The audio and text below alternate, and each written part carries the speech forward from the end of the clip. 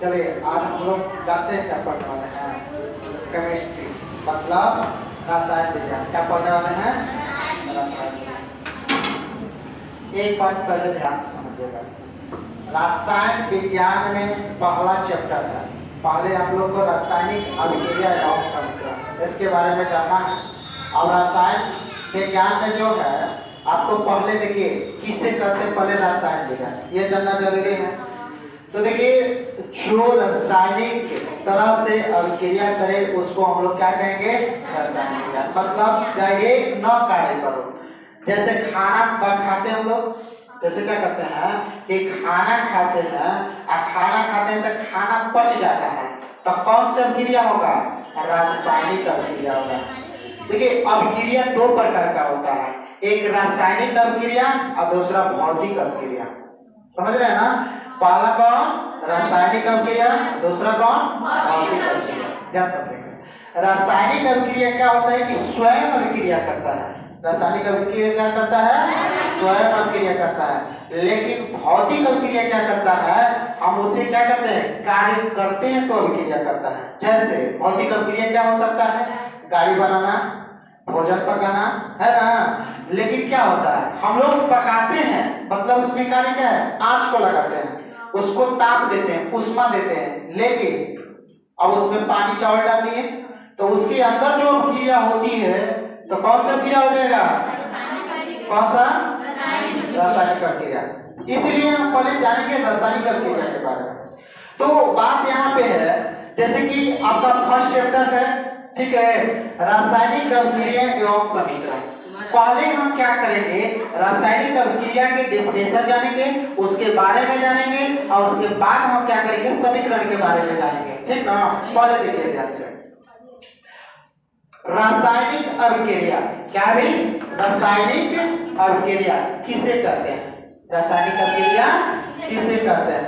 तो जब कोई पदार्थ, क्या ध्यान समझिएगा, जब कोई पदार्थ अकेले ही या किसी अन्य पदार्थ से क्रिया करके भिन्न गुण वाले एक नया अधिक, देखिए एक या एक से अधिक पदार्थों का निर्माण करता है, तब उस अभिक्रिया को रासायनिक अभिक्रिया कहते हैं। फिर से एक बार ध्यान समझिएगा, जब कोई पदार्थ क्या होगा?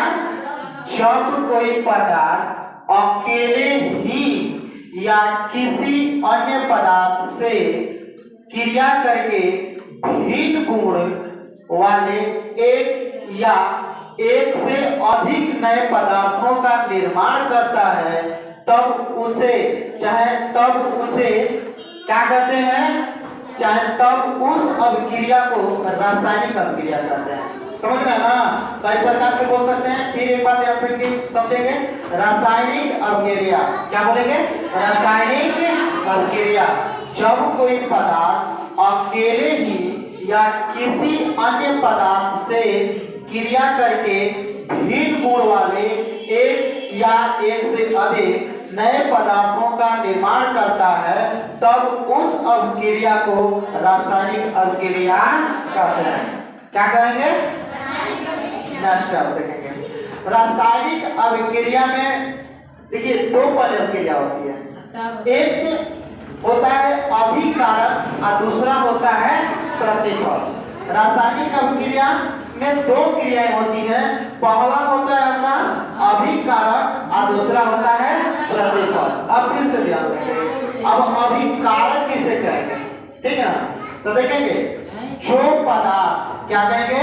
जो पदार्थ, ध्यान समझिएगा, जो पदार्थ रासायनिक अभिक्रिया में भाग लेकर नए पदार्थ बनाते हैं तो उन्हें अभिकारक कहते हैं। फिर से एक बार ध्यान समझेंगे, जो पदार्थ रासायनिक अभिक्रिया में भाग लेकर, क्या बोलते हैं? रासायनिक अभिक्रिया में भाग लेकर नए पदार्थ बनाते हैं तो उसे अभिकारक कहते हैं। एक बार फिर से याद रखिए, भूलेंगे नहीं, सबसे महत्वपूर्ण होता है अभिकारक।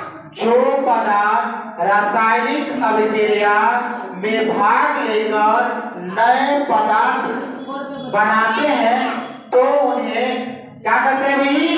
अभिकारक कहते हैं। ठीक ना? अब देखेंगे प्रतिफल क्या होता है। रासायनिक, देखिए प्रतिफल का डेफिनेशन, ठीक है? प्रतिफल रासायनिक अभिक्रिया के फलस्वरूप, रासायनिक अभिक्रिया के फलस्वरूप बने नए पदार्थ को प्रतिफल कहते हैं। एक बार फिर से, रासायनिक अभिक्रिया के फलस्वरूप बने नए पदार्थ को प्रतिफल कहते हैं। ठीक ना? अब फिर से ध्यान समझिएगा, अभिकारक और प्रतिफल यही सबसे मुख्य भेद होता है। अभिकारक जो पदार्थ रासायनिक अभिक्रिया में भाग लेकर नए पदार्थ बनाते हैं तो उन्हें अभिकारक कहते हैं। क्या कहेंगे? तो उन्हें अभिकारक कहते हैं। प्रतिफल किसे कहते हैं? रासायनिक अभिक्रिया के फलस्वरूप, रासायनिक अभिक्रिया के फलस्वरूप बने नए पदार्थ को प्रतिफल कहते हैं। ठीक? अब देखेंगे ईच है समीकरण हमारा, क्या है?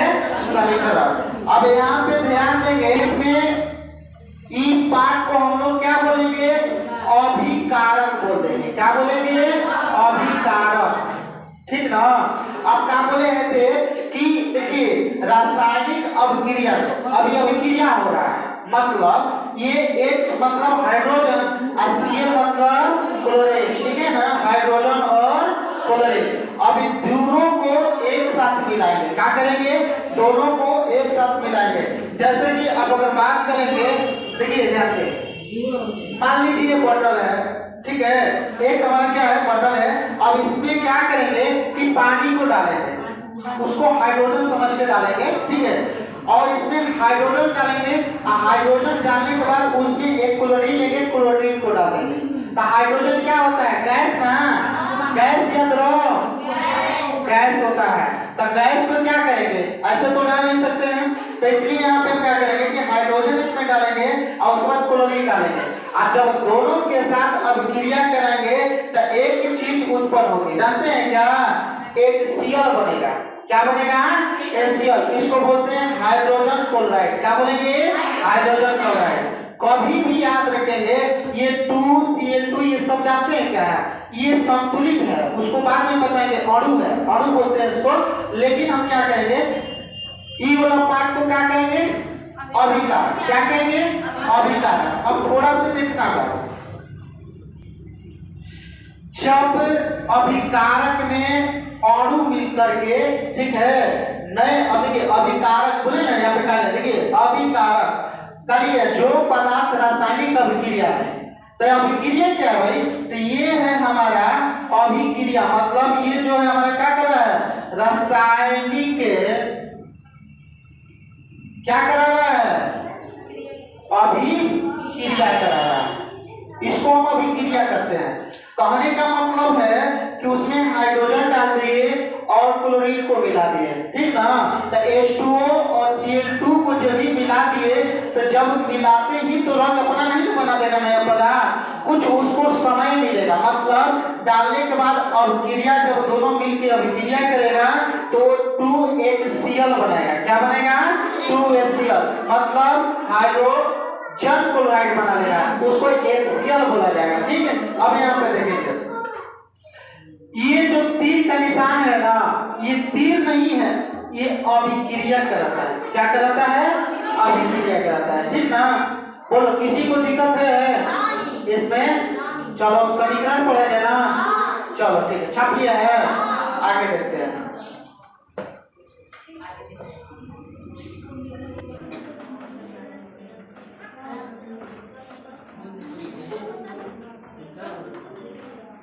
हो गया? ध्यान से देखिएगा, कह है कि रासायनिक अभिक्रिया क्या भाई? रासायनिक अभिक्रिया समीकरण, ये तो पहले जानते हैं। रासायनिक अभिक्रिया जानते हैं ना? अब हमें क्या करना है? रासायनिक समीकरण। देखिए समीकरण एक मैथमेटिक्स में आप देखे होंगे, x प्लस y को क्या कहते हैं? समीकरण। अगर आप x कितना हो जोड़ दें तो समीकरण नहीं बनेगा। पता है? मतलब x y अगर जोड़ देते हैं मतलब दोनों क्या है? अचर राशि है लेकिन अलग अलग है तो समीकरण बनेगा। कब? जब धन मतलब प्लस या माइनस होगा, ठीक ना। लेकिन यहाँ पे एक चीज पहले ध्यान समझेंगे, रासायनिक समीकरण। रासायनिक अभिक्रिया पहले जान चुके हैं, अब हम जानेंगे रासायनिक समीकरण। रासायनिक समीकरण का डेफिनेशन क्या होता है, ध्यान से समझेंगे। कह रहा है कि किसी रासायनिक अभिक्रिया में भाग लेने वाले पदार्थों के संकेतों एवं सूत्रों की सहायता से उस अभिक्रिया का संक्षिप्त निरूपण को रासायनिक समीकरण कहते हैं। फिर से रिपीट किया जाए ध्यान से। रासायनिक समीकरण का डेफिनेशन फिर से देखेंगे। किसी रासायनिक अभिक्रिया में भाग लेने वाले पदार्थ के या को, ठीक है, संकेतों और सूत्रों की सहायता से उस अभिक्रिया का संक्षिप्त निरूपण को रासायनिक समीकरण कहते हैं। फिर से कहते लीजिए, किसी रासायनिक समीकरण में भाग लेने वाले पदार्थों के संकेतों एवं सूत्रों की सहायता से उस अभिक्रिया का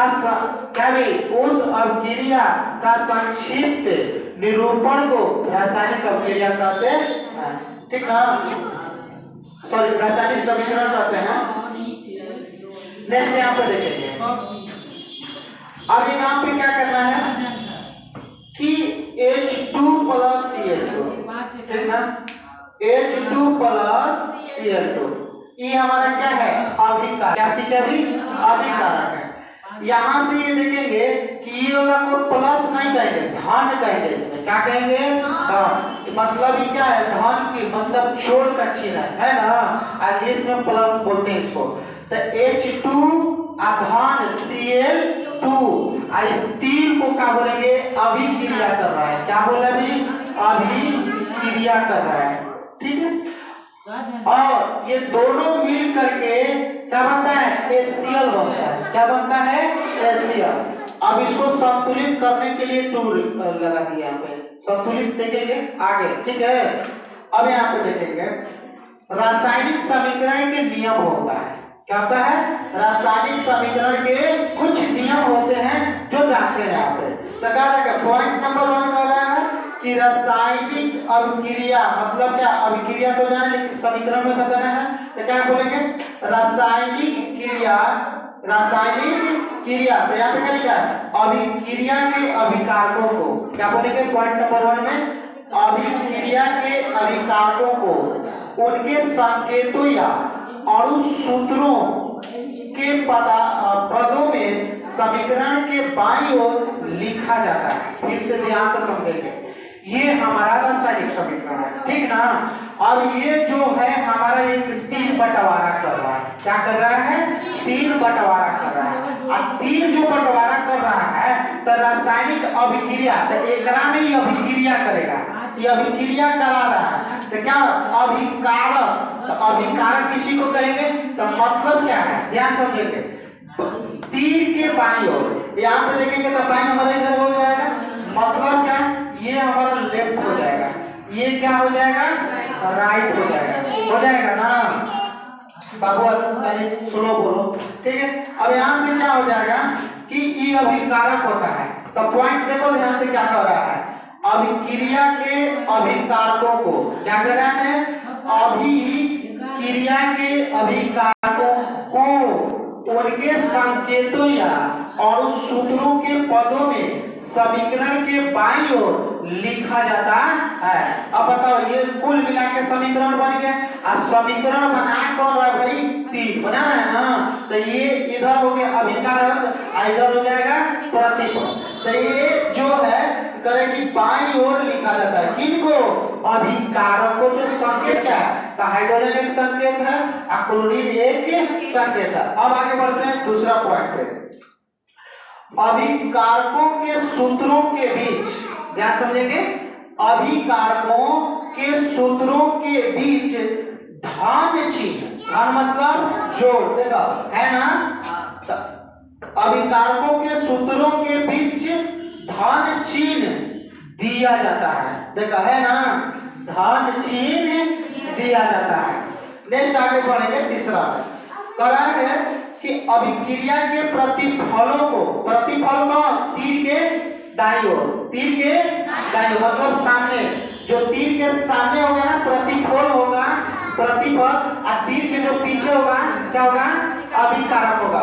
तो यहाँ पे क्या होगा, अभिक्रिया के प्रतिफलों को उनके संकेतों या अणुसूत्रों के पदों में समीकरण के दाईं ओर, समीकरण के दाईं ओर लिखा जाता है।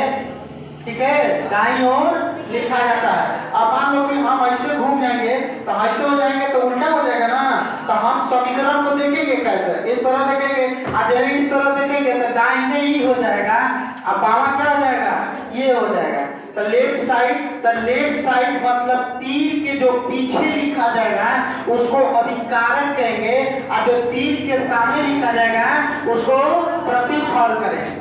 ठीक है, और जो तीर के बीच में क्रिया होगा उसको अभिक्रिया कहेंगे। क्या कहेंगे, अभिक्रिया कहेंगे। नेक्स्ट आ जाएंगे चौथा पॉइंट पे, कह रहा है कि प्रतिफलों के, क्या कर रहा है भाई, प्रतिफलों के सूत्रों के मध्य धन चिन्ह दिया जाता है। मतलब अब इसके साथ कोई जरूरी नहीं है कि दो ही अभिक्रिया करेगा, तो इसमें जो ही प्रतिफल में जाएगा तो कुछ प्रतिफल बनेगा और उसके बाद कुछ त्याग भी करेगा, तो इसमें भी प्लस ही दिया जाएगा, मतलब धन का ही चिन्ह दिया जाएगा, कभी माइनस यानी घटाव का चिन्ह नहीं दिया जाएगा। घटाव को हिंदी में क्या कहते हैं, ऋण कहेंगे। क्या कहेंगे, ऋण कहेंगे। नेक्स्ट आगे बढ़ते हैं, पांचवा देख रहे हैं, कह कि अभिकारकों को और प्रतिफलों को एक तीर द्वारा, देखिए तीर है ना, एक तीर द्वारा अलग प्रदर्शित किया जाता है। मतलब ये समीकरण है, आप देख रहे हैं समीकरण ध्यान से, ये समीकरण है,